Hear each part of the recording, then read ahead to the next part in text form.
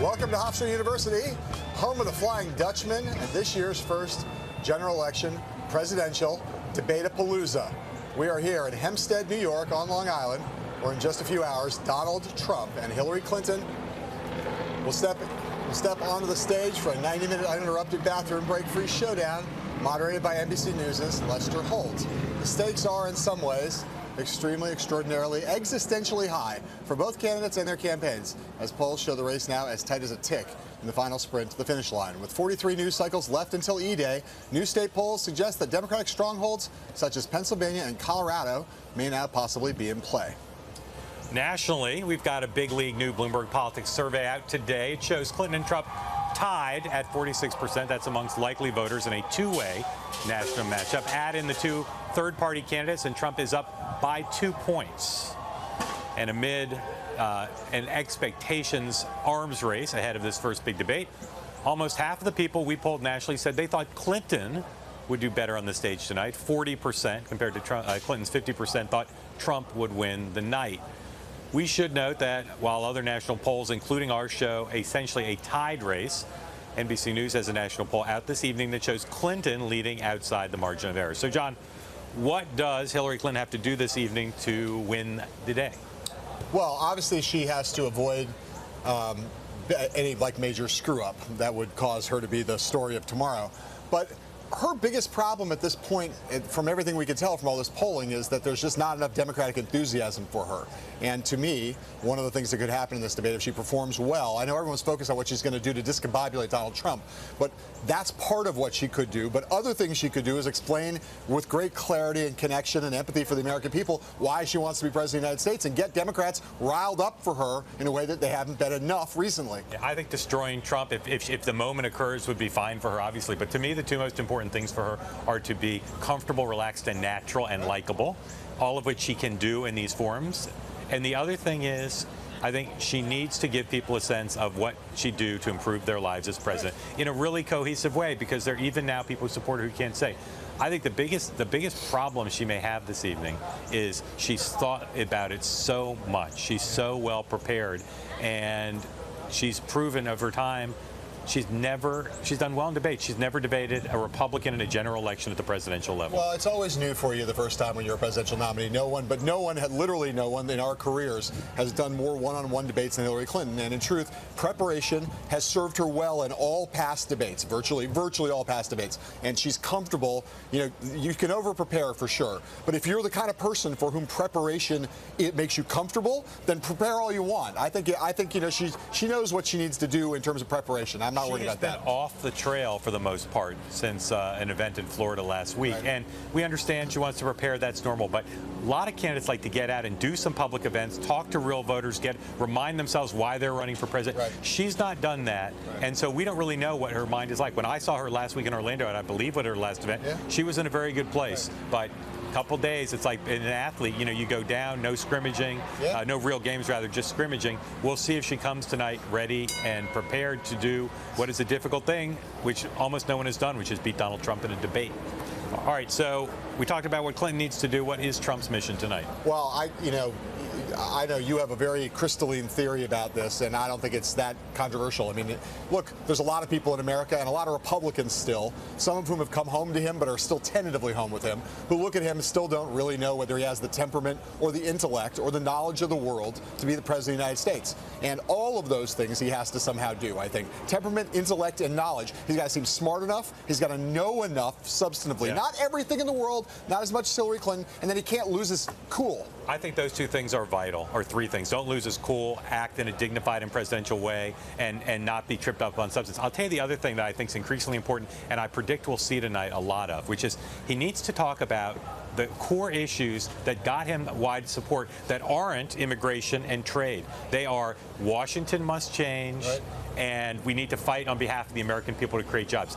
Those are issues that Clinton cannot compete on. No. She cannot compete on saying, Washington's messed up. It's not working for the middle class and the working class. I can change it. She can't. Right. I predict he'll talk a lot about that tonight. But he's got to be more than, I mean, the candidate of change has to be something more than merely I'm not crooked Hillary. Yep. Because if it's I'm not crooked Hillary, that's not going to be enough. He's got to describe, I think, to people more what that change would look like and have that change be something that's acceptable to voters in the middle of the electorate. Want to show something from the Morning Joe this morning. We're talking to Kellyanne Conway because this gets into both as a metaphor and as a reality. The challenge Trump faces if he says things tonight that aren't true. There's so many examples for both candidates of things they said. I know you think she doesn't tell the truth, but I'm asking about your candidate. One simple thing. He said Lester Holt was a Democrat. Lester Holt is a Republican. How could he say such a thing that's just black and white, factually incorrect? I don't know that he knew what Lester Holt's voter registration was. But he asserted, without knowing that, he asserted he was a Democrat. First of all, if you're going to tell me that the media are not overly populated with Democrats, that's just empirically I'm asking you about false. a very specific thing. Well, he made a factual claim about the moderator who deserves the right to be treated fairly, and it was just wrong. And it's a metaphor for his frequently in public stating things with no basis. I think it's a terrible and irrelevant example, to respectfully, and You're not addressing what I asked you. I'm asking you how someone who's running for president can assert on the eve of the debate that the moderator's a Democrat, which is factually incorrect. How can he do that?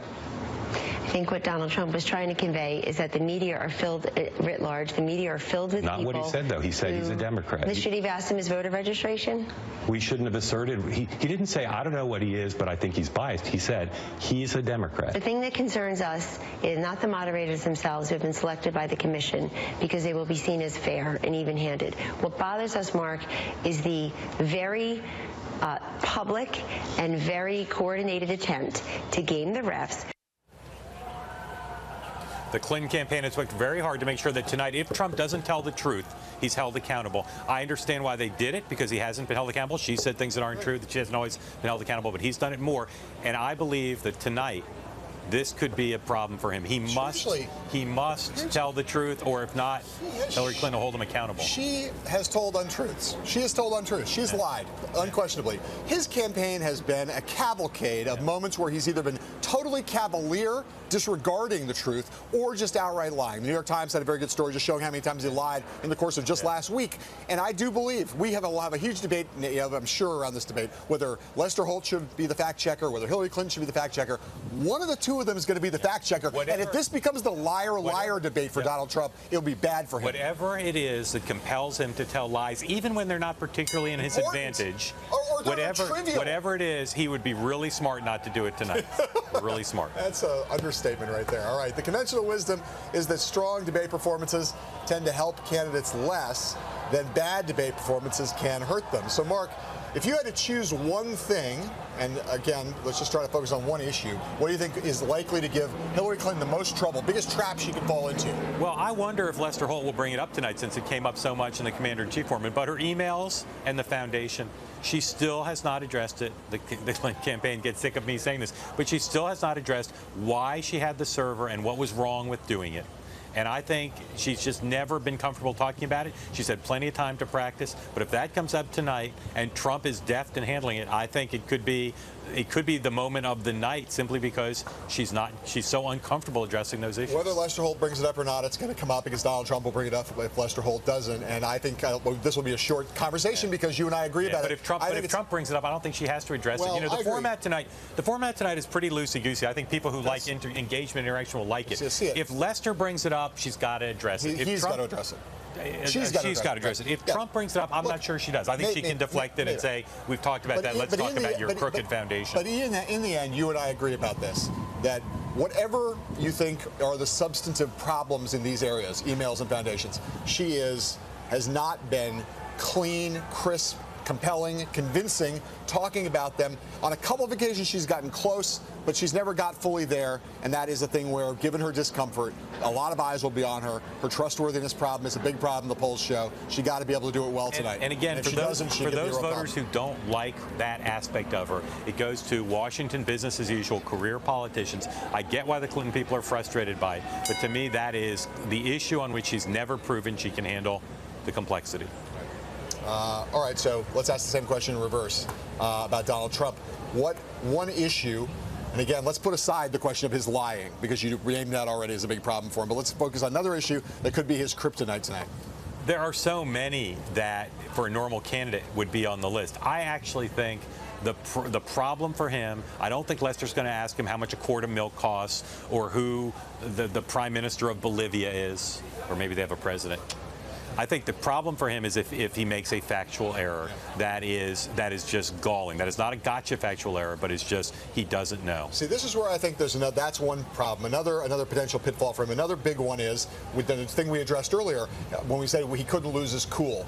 There's been one topic of all the controversies around Trump, one topic that has undone him, that he's not been able to resist rising to the bait in a harsh, emotional way. It goes to his business. It's why he attacked Judge Curiel out of nowhere over the Trump University thing. Suddenly started calling him a Mexican judge. Yeah. Trump it's the one place where he seems to have, he's just so defensive about his business record. I think she will hit him on that, and if he goes ballistic on her, it could be a really, really horrible moment for him in this debate. It's interesting, 4 years ago, so much of the effort to disqualify Mitt Romney in the minds of the voters was to go at his business record and to say that Bain Capital was not good for working people.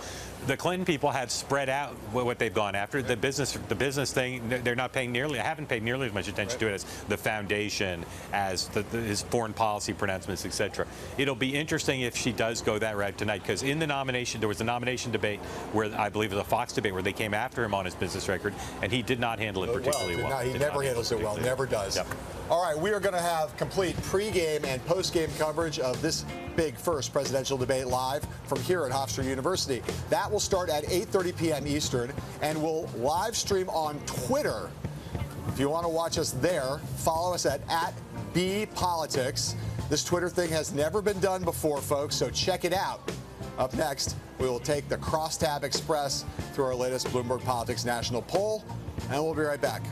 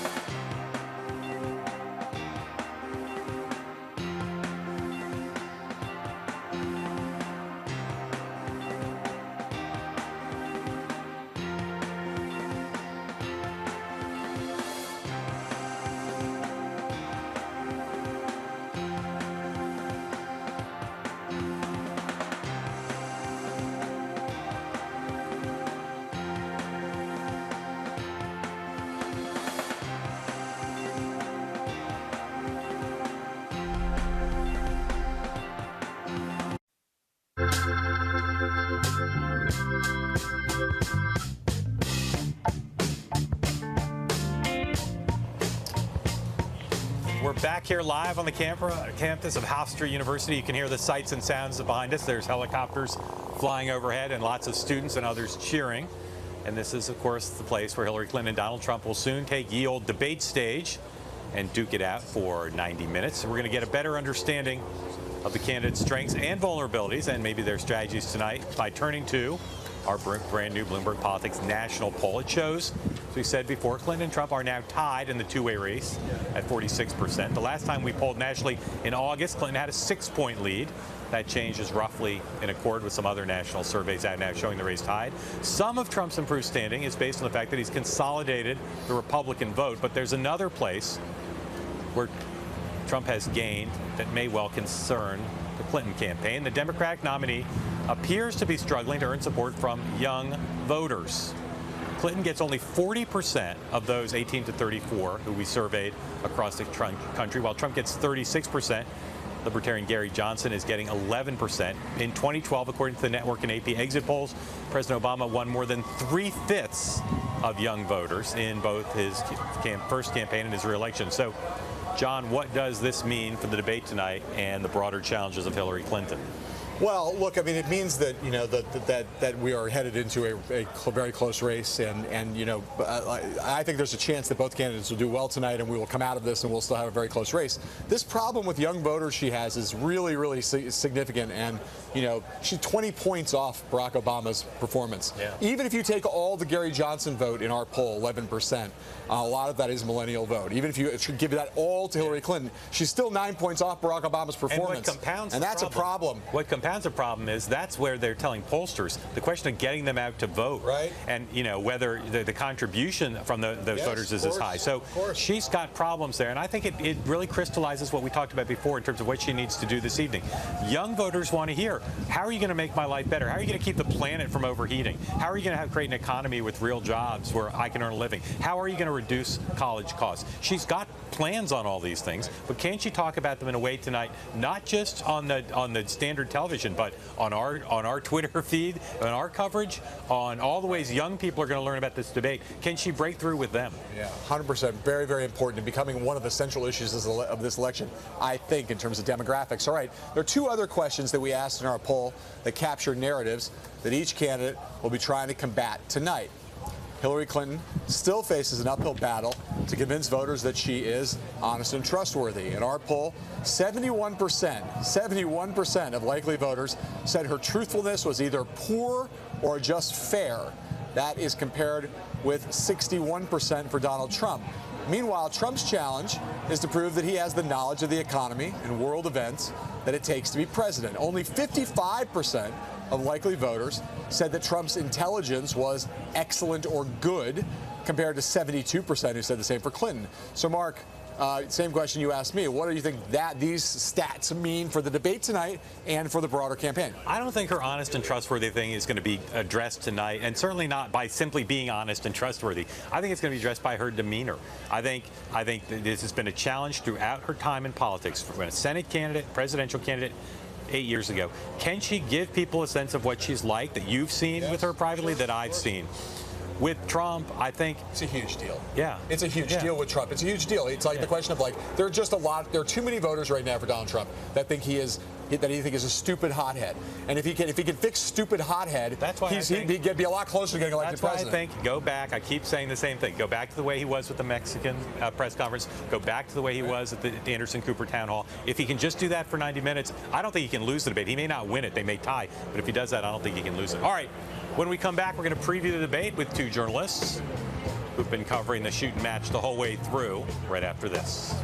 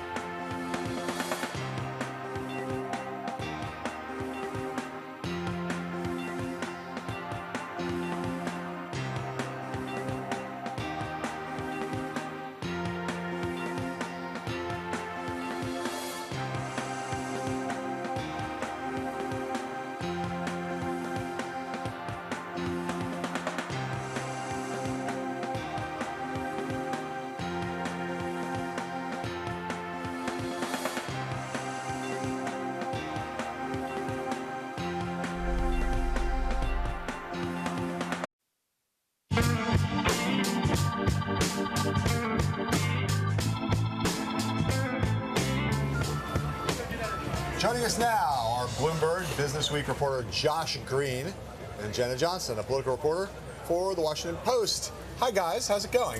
It's good. Good. Everything's all right? Trump campaign right now feeling, I mean, forget about the debate at this moment. Just on the basis of what's happening in the polls, including our Bloomberg poll, they must be feeling pretty good right now with the changing picture across the country. Oh, they're feeling so good right now. Back in August, it looked like it was over. You know, I mean, there were very few paths forward. It didn't look like he was ever going to recover from some of these controversies and from his fall in the polls. And now, I mean, he's, you know, neck and neck nationally and in a lot of battleground states, you know, tied, if not beating Hillary Clinton.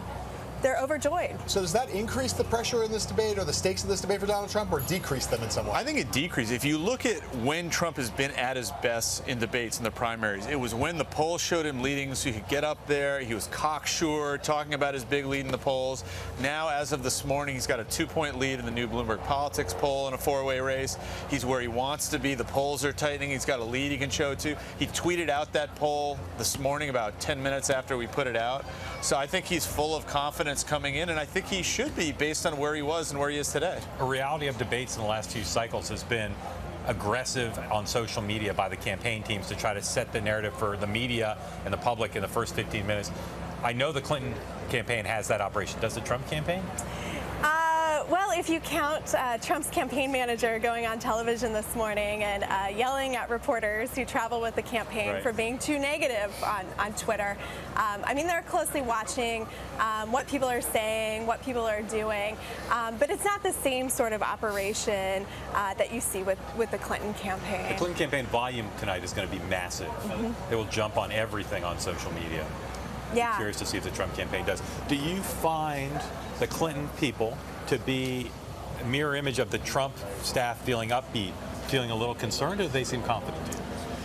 I think they seem reasonably confident, although there's been a lot of working the refs, this idea that we are going to shame and badger and bully the media into fact-checking in real time and get out the idea. They broke the record this year. No one's ever done it as much as they did. I think that might be right. Yeah. We just talked to a couple of us Bloomberg reporters, just talked to Jen Palmieri on the way up, who said, look, it may be an exciting debate and Trump will be lying, or it may be a more reserved and boring debate, but Trump will still be lying. The message being that it's up to us to sort of call out those lies, us in the media. I said they've done more than anyone else. I think they've done as good a job as anybody else in equalizing how the press sees this race. I think they've achieved some of their goal to make us on guard to not pull the different that's right. But on the other hand, I think they're still playing by this ordinary set of rules that I'm not sure still applies. The idea that staff social media tweets in the first 15 minutes will shape the view. Look, if Trump wanders off stage and tweets something the minute the debate ends, that could overwhelm everything. Who knows? He might wander into Spinelli himself. I mean, you just don't know what's going to happen with this guy. There's apparently a rumor afoot that might actually happen. What do you know about that? You heard it here first. What do you know about that? Trump and Spinelli after the debate. As with anything with the Trump campaign, we'll wait and see if it happens. Yeah. If it's a tie, or if he's seen as the winner, I bet he comes in. He did it a lot during the primaries. You know, he liked to come out and have the final say. Yeah. So if you're the Clinton campaign and you're sitting around and you've seen two things, you've seen our poll and you've looked at the event she did targeting millennials in Philadelphia at Temple University last week, which was horrible, empty, bad. What are you thinking about? How does that influence what you're trying to get done here tonight? I think you need to express a clear set of opinions aimed at millennial voters that say, look, if this guy is elected president, here are the bad things going to happen. He's against gay marriage. He's against climate change.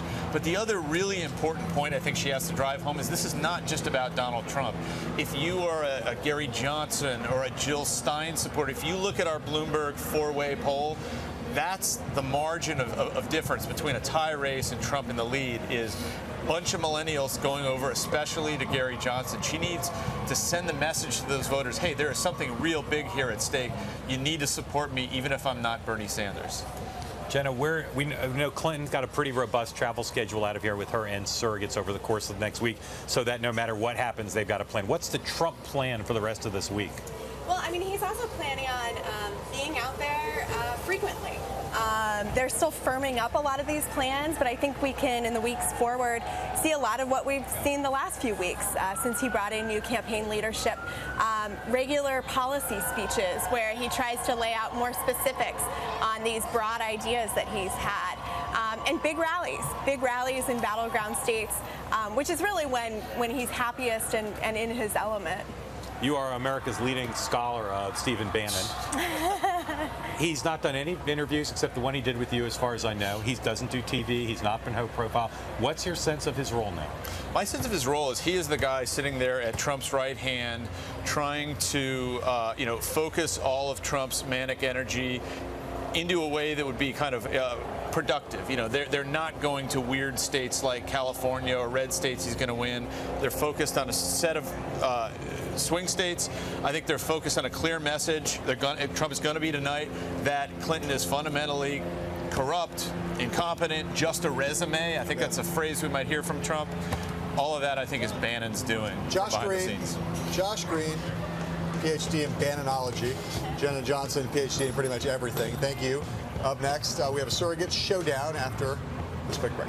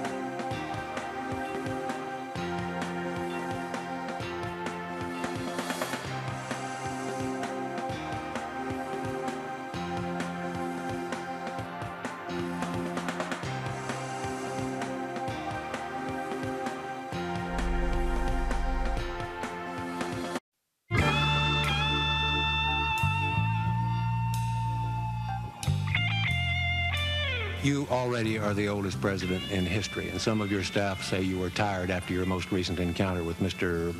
Mondale. I recall yet that President Kennedy had to go for days on end with very little sleep during the Cuba Missile Crisis. Is there any doubt in your mind that you would be able to function in such circumstances? Not at all, Mr. Truitt, and I want you to know that also I will not make age an issue of this campaign. I am not going to exploit for political purposes my opponent's youth and inexperience.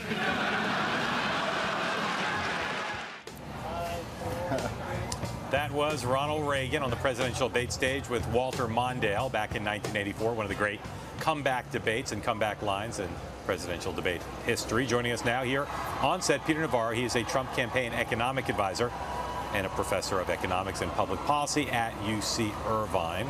Professor, welcome. Great to be out here. Talk to us about what you think Donald Trump has yet to sell the American people on regarding his economic vision for the country that he might get done tonight. I actually think that's been sold. I mean, if you contrast the two candidates, I think it's the clearest choice in the race. You've got one candidate in Hillary Clinton wanting to raise taxes, raise regulation, put the coal mine industry out of business, stifle the fossil fuel industry, or oil and gas, and keep the trade deficit enormous, growth-inducing. So all of that points in the wrong direction, the opposite of growth. We've had 15 years now of sub 2% growth. Before that, we had 3.5%. So Mr. Trump, on the other hand, cut taxes, cut regulation, unleash our energy sector, and balance our trade. All those point in the growth direction. So what we've been trying to do is articulate that a little clearly. The problem's been the news cycle's always been taking us off. But I think this election ultimately will depend on two things. It's going to be the economy and jobs and national security, period. Yeah, well, I wouldn't exactly say it's the news cycle so much as it is the fact that Donald Trump often does things that drive the news cycle and take him away from his preferred economic message. Well, so wait a minute. Hillary Clinton, when she calls half of America deplorables, I mean that was probably the worst gaffe of the campaign. So take my point here. I'll 100% concede that the news cycle, that often the news cycle gets in the way. And one of the things she did. Let me just ask a question about this debate. Sure. So given that we all would concede, at least, that at times Mr. Trump has said controversial things that have distracted from his core economic message, how confident are you that tonight he will be able to stay focused and make a clear, compelling case for the kind of policies you were just laying out? I got one word: Mexico. You saw him in Mexico, relaxed and presidential. And he went there literally with one phone call and an invitation. Hillary Clinton had to go in and talk about it, think about it, never went. He's going to be relaxed and presidential tonight, and she's going to be defensive. There's questions that the press hasn't been able to get to with her that related to the corruption, the Clinton campaign, Libya, whatever. And so I think that'll be the contrast. One of the big issues, 1/7 of the economy or so, is health care. Can you explain what Donald Trump would like to do with the Affordable Care Act? Get rid of it, and it's well. But first of all, let's talk about what's happening to it. It's basically imploding under the Obama administration because the big insurers are pulling out. Donald Trump had his way. What would our health care system look like? Well, let's see what happens when we get there. I mean, there'll be a health policy, but what we know is there's a system. I'm sorry, there's a system in place that a lot of Americans like. It's got a fair amount of support. Really, a lot of people like Obamacare. I don't know anybody who likes Obamacare. Polls are about even. It's less popular. But my point is, he says, let's get rid of this thing that's in place now, that Congress has passed. Sure. And you are not able to be any more specific than he has about what would America's health care system look like under Donald Trump. Well, we'd certainly go back to where we were, which was better than where we are. Okay, so that's a first start. And here's the thing, this is a fair question, but a lot of people ask about specifics. What Mr. Trump is going to do in the White House is proceed in a measured way as a business person with compassion running government. I'll give you an example with the deregulation. We talk about reducing regulations by 10%. Right now we have a $2 trillion price tag every year in terms of cost. That comes right out of the White House. That's not Trump. On an $18 trillion GDP, right? Everybody wants to say, well, what are you going to cut? Tell us what you're going to cut. It's not going to work that way. We're going to do that at the interagency level. Every head of every agency is going to go in and look at every single regulation. What's off the table is anything that impacts public health and safety or what the Congress mandates. But after that, we look at it as in a cost-efficient way, and we'll do the same thing with health care and every other policy. All right. Professor, thank you. I hope we hear more specifics, with all due respect, from Donald Trump on this. We've got great specifics on the economic plan, and I can go chapter and verse on that. Coming up, Professor, thank you. Appreciate it. Let's go now inside the spin room to hear from the Clinton perspective. Congressman Xavier Becerra, Democrat from California, who has been very active in his support for Secretary Clinton throughout the campaign. Congressman, thanks for joining us. Great to be with you. Remember, Javier, that X is pronounced like an H in Spanish. Javier. Javier, yes, sir. Thank you, Congressman. Sorry about that. Congressman, explain to me what has happened in the campaign over the last 3 weeks that have caused the race to be tighter. How do you see the dynamics there? It's a presidential race. You see the polls showing it go up and down. That's typically been the case, and it's going to stay tight, I think, till towards the end. My sense is that the American people are trying to make their decisions. Tonight will be very important, but I feel pretty good. I think if Hillary has a chance to be Hillary, she'll get to talk about the things that she wants to do that'll build this country from the middle out. She doesn't want to start the way Donald Trump says, trickle down, give tax cuts to the rich and hope it gets to the middle class and those that are working class. She's saying start right there in the middle, give them the chance to be the job creators. The real job creators are the middle class, because if they have income, if they have a disposable income that they can use to pay for college, buy that home, then guess what? Someone's got to build a home, someone's got to have that college, and that's how America becomes greater than it is right now. Congressman, the polls show it. Anecdotal evidence shows it, and the Clinton campaign admits it, that Hillary Clinton has a big problem with young voters. She's trailing by, right now in our poll, off by 20 points on Barack Obama's performance with millennials in 2012. What do you think she needs to do with this debate tonight to ignite enthusiasm on the part of millennial voters? Actually, I'd frame it differently. If millennial voters come out and vote, they're voting for Hillary Clinton. So Donald Trump's the guy who's got the problems with millennial voters. It's up to Hillary Clinton to make sure that those young voters, like my 3 daughters, are excited, want to come out, because when they do decide to go and vote, they're going to vote for Hillary Clinton. So that's a good thing. It's up to us to make sure, and up to Hillary Clinton to make sure that our young Americans understand that under Hillary Clinton, you could talk about a debt-free college education where you won't come out of a 4-year college education with this, saddled with this debt that makes it impossible for you to dream those big dreams. And Hillary Clinton got a great plan there. She's talking about letting people refinance, students refinance their college debt, something Republicans have refused to allow students to do. So it's more a matter of getting them out to vote. So that's a good thing. The bad thing is that they don't want to vote for Donald Trump. That's a bad thing for Donald Trump. The good thing is we got to get them out to go out and vote. Congressman, let me ask the same question I asked the professor. What do you know about how Hillary Clinton would like to change the Affordable Care Act? We'll build on the success, make it better. Hopefully we'll have a Congress that will actually work with our next president and actually try to improve it. The difficulty over these last several years, I've experienced it, is since 2010 when we passed the bill, and since 2013 when it's took... Yep. I'm sorry to interrupt, Congressman, but I know she'd like to make it better, but do you have any specifics about how the program would need to change to be better than it is now from your point of view and hers? Yeah. One of the things we have to do is prevent drug prices from continuing to skyrocket. One of the biggest cost increasers in healthcare is skyrocketing prescription drug prices. Some of it you can't avoid because they're new drugs and they're barely coming on the market. Some of it you can avoid, like the gouging that's taken place by some of these parasites and people who I call parasites, because all they're doing is they're making a huge profit off of old drugs that used to cost a particular amount, say $12 one day, and the next day all of a sudden they cost $750 for the same pill. That kind of parasitic activity where you just care about profits and not people, that we can avoid. But I think most of the industry recognizes that they've got a good product. We can make it work. That'll help keep costs down. She also wants to make sure that we ensure that there are a number of insurers in each marketplace so you can have competition and make sure that they're competing to get those consumers to buy. But what you want to do is build on the 20 million Americans who so far have got health insurance as a result of that. I should mention, my congressional district has seen the largest drop in uninsured throughout the country. Yep. Largest of any congressional district. Okay. Congressman Javier Becerra. Congressman, thank you so much. Good luck tonight to both sides. Up next, we hear from the veteran of all veteran debate moderators, Jim Lehrer.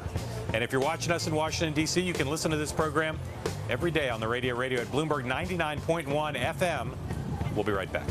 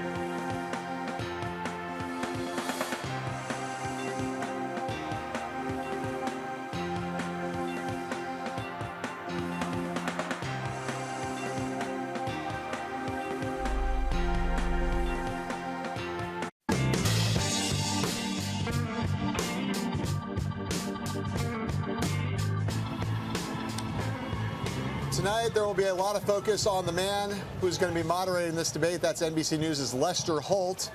The only people who have any idea how hard and how daunting, how much pressure there is to moderate one of these events are those who have done it before. So for The Circus, our Showtime documentary series in conjunction with Bloomberg Politics, our colleague Mark McKinnon talked to a guy who has done it not once, not twice, but 12 times in a couple of election years in the past, handled all of the presidential debates. That would be the great Jim Lehrer of PBS. The first one was 1988, and it was between George H.W. Bush and Michael Dukakis. Good evening. On behalf of the Commission on Presidential Debates, I am pleased to welcome you to this first presidential debate of the 1988 campaign. And the debate commission had just been formed. Yeah. Up till then, the debates were run by the illegal women voters, and they had the thing kind of fell apart because there were a lot of reasons, a lot of which I only know about second and third hand, but a lot of it had to do with they couldn't agree on moderators. But then moderators where they had the old system where you had a moderator and then you had 3 journalist panelists, and they couldn't agree on anybody, and they had hundreds of names that were submitted, and the candidates, would try to pick and choose, and the whole thing just fell apart. And there were other problems, I guess, too. And so it was suggested, why don't they set up the debate commission? So this debate commission was formed. And Janet Brown was the executive director. She still is. She's been there. Exactly. And Ed Fooey, who was had both been at CBS and at ABC, and as a producer and as a Washington bureau chief, became the executive producer for the debate commission. And I knew Ed, and Ed called me and asked me to moderate the debate, and and he said the rules are that you get to ask one question at the beginning, and then the journalists panelists do the other, and then you were just supposed to referee. Just referee and keep my hair combed is pretty much what it was about, and. Anyhow, that's how it started, and then they needed a moderator for the next one, and then they called me and asked, and then one thing led to another, and it got to a point where even the commission had problems. The candidates were still trying to influence who the moderators were, and it didn't matter who the candidates were, the handlers were. They couldn't come to an agreement very easily on who the moderator should be, but they could always, for some reason, agree on me.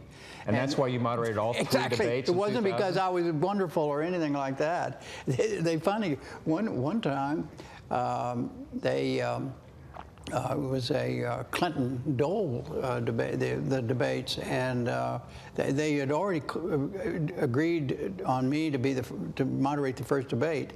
There were only going to be 2 presidential, 1 vice presidential, but then they got into they couldn't agree on who was going to do the other one, so they called me in the middle of the night. I was in Colonial Williamsburg doing something, and they asked me whether, could you just do all of them? We can agree on you. If you just did all of them, then we can go to bed and quit yelling at each other. Our great thanks to the great Jim Lehrer. When we come back, 2 campaign reporters give us the scoop on how the campaigns have prepared for this historic night. But first, yet another word from our sponsors.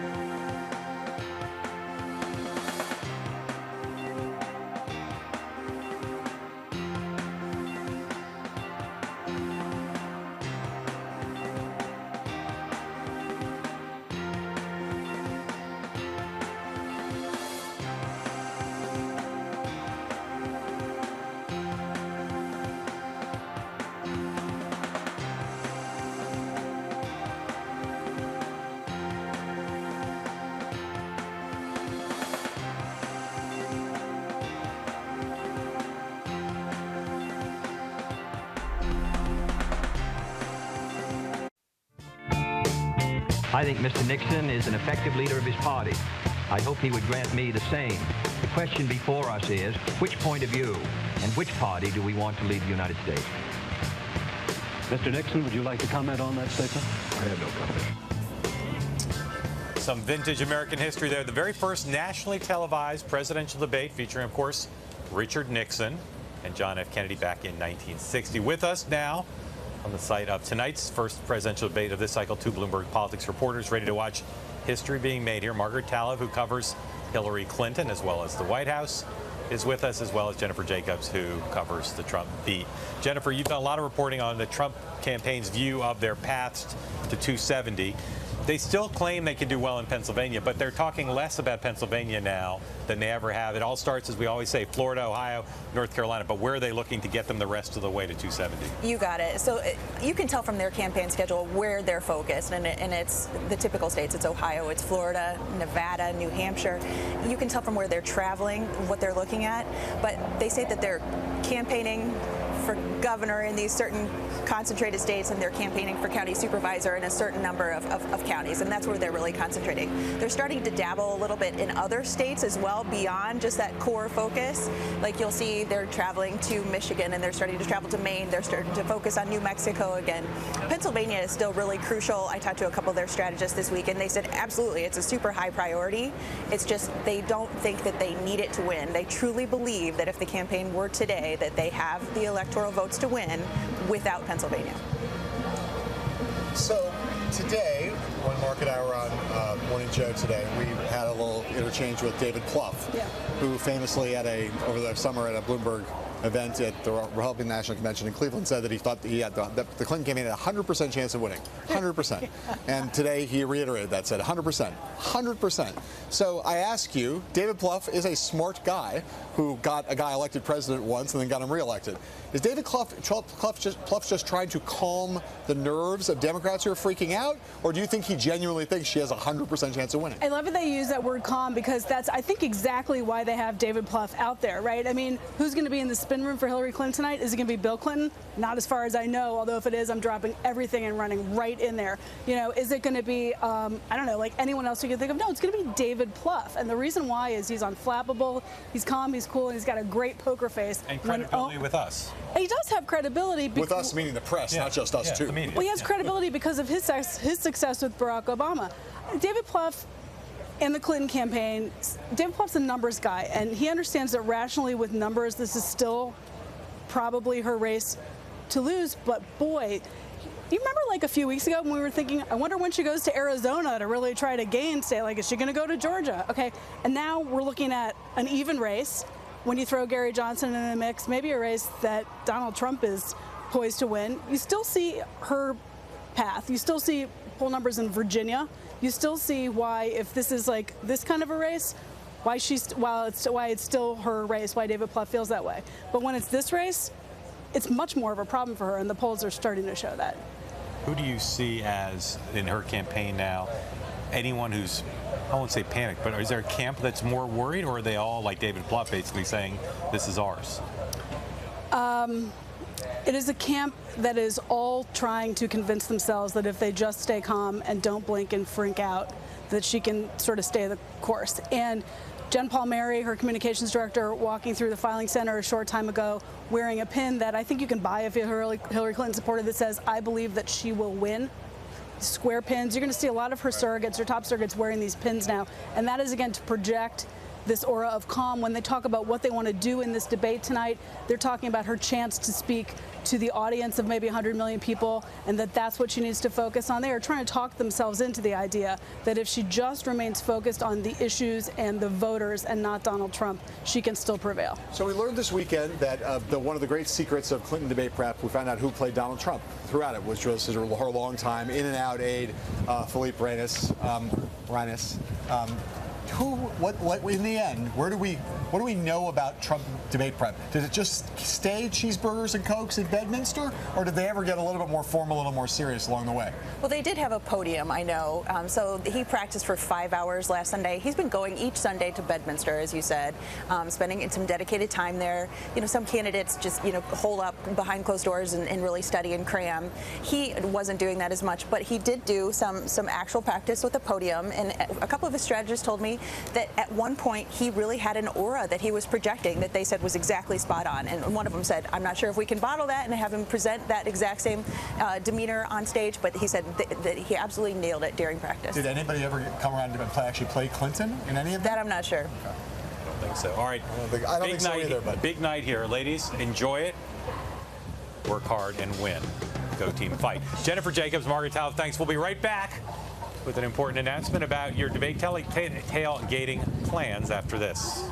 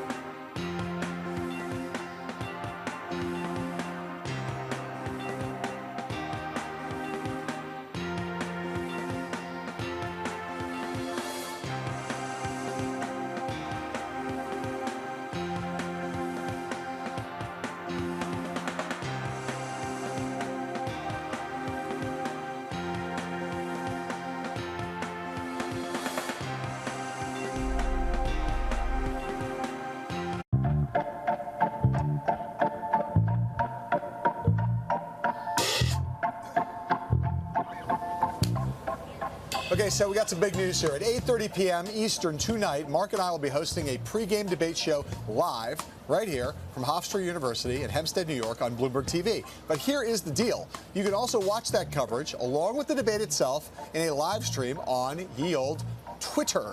Follow our handle @BPolitics. If you do that, you can watch our pre-debate analysis, our guest interviews, and the whole debate live from your computer, your smartphone, your tablet, Apple TV, Xbox, pretty much anywhere on any device that you want. Again, our special coverage via Twitter starts at 8:30 p.m. ET and lasts until around 11 p.m. ET. It's the internet, so we go as long and short as we want. Coming up on Bloomberg West, the entrepreneur and the investor Reid Hoffman talks about the presidential election and his offer of $5 million if Donald Trump will turn over his tax returns. We'll see you at 8:30 for debate coverage. Thanks for watching from here on Long Island. John and I say sayonara.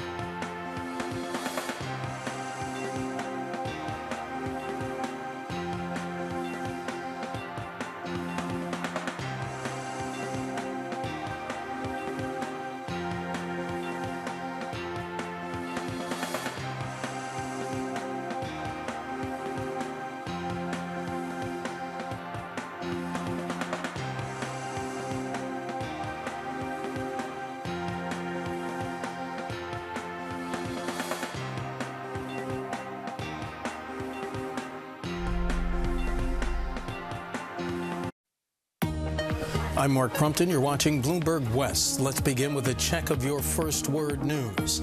Hillary Clinton and Donald Trump meet tonight in their first presidential debate. And a new Bloomberg Politics national poll shows them locked in a two-way race. The survey has the two candidates each with 46% of the vote. When third-party candidates are included, Trump leads Clinton 43% to 41%. There are predictions tonight's debate at New York's Hofstra University could be the most watched presidential debate ever. You can see it all here on Bloomberg TV beginning at 8:30 p.m. New York time, plus Twitter will live stream the Bloomberg broadcast.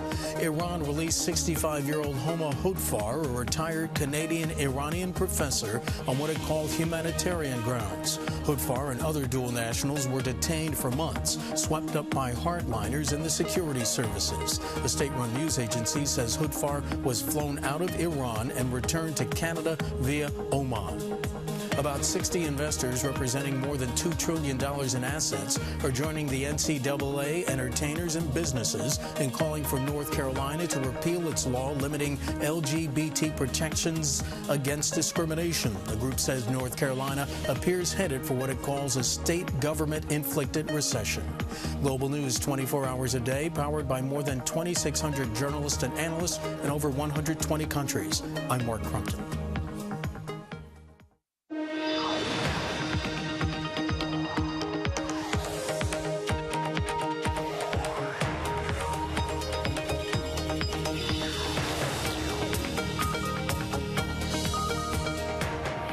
And this is Bloomberg West. Coming up, Disney jumping in the race with a potential bid to buy Twitter.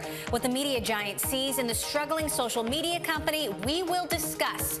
Plus, Reid Hoffman weighs in on the presidential election and lays out why he is so concerned about Donald Trump. That interview coming up. And Apple's first original show has an all-star cast, including Gwyneth Paltrow and Jessica Alba. We'll be talking to the star producer behind the show, Propagate's Ben Silverman. Now to our lead. More news on the potential Twitter sale. Shares of the company started the day down more than 4% before jumping back up on the news that a new suitor has entered the mix. The Walt Disney Company is said to be working with a financial advisor to evaluate a possible bid for Twitter. Disney stock closed down more than 1% on the news, but would this move make sense for the media giant? As we know, Twitter recently inked a deal with the NFL to live stream 10 Thursday night football games. The first two stream